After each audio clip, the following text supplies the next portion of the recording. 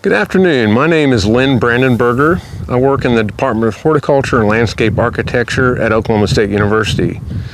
Today we're going to talk for just a little bit here about how to get a good soil sample, and it's a key part of getting good information back from your soil test is to start off with a good soil sample.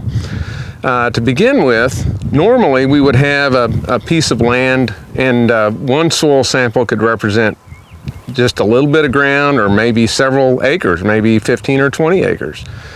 So we've marked the ground here. You can see it, and this represents our field.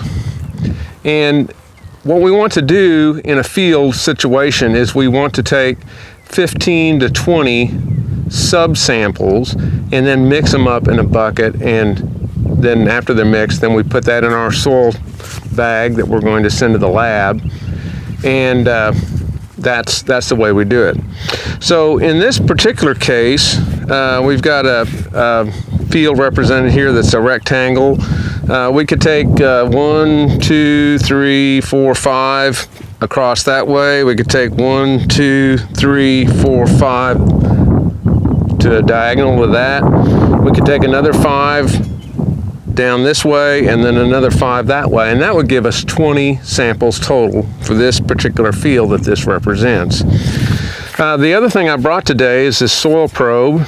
It's marked at 6 inches, which is the depth that we would like to pull soil samples from.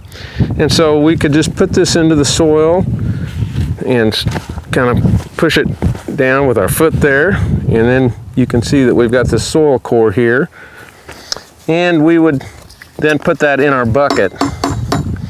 Regarding buckets, make sure that your bucket is clean and it doesn't have any leftover things in it that might change the pH, like concrete. A lot of times I mix concrete at home in a bucket, so I wouldn't want to use that bucket to take soil samples with. So then once we've got this, all of our 15 to 20 soil samples, and you can see that I've got all this soil in this bucket from these samples, and we'd mix it up good. I'm gonna throw that out of there, that's kind of crazy.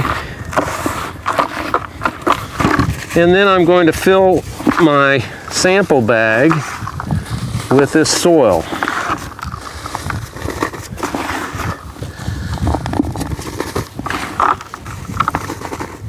And these sample bags, you can pick them up at your county extension office. They're nice and strong, and then you just tie it shut and it's ready to go. And let me see if I can get a nice bow in here. Okay, there we go. So I want to point out a couple things. One, make sure that you put a sample number on your soil sample. And that number could represent anything to you, but it needs to be numbers only. Next thing, if you have a customer code, you can put that on there. The other thing that we've done here is we've marked the crop that we're going to grow, which is cabbage. And that way the soil lab can give us recommendations for that specific crop.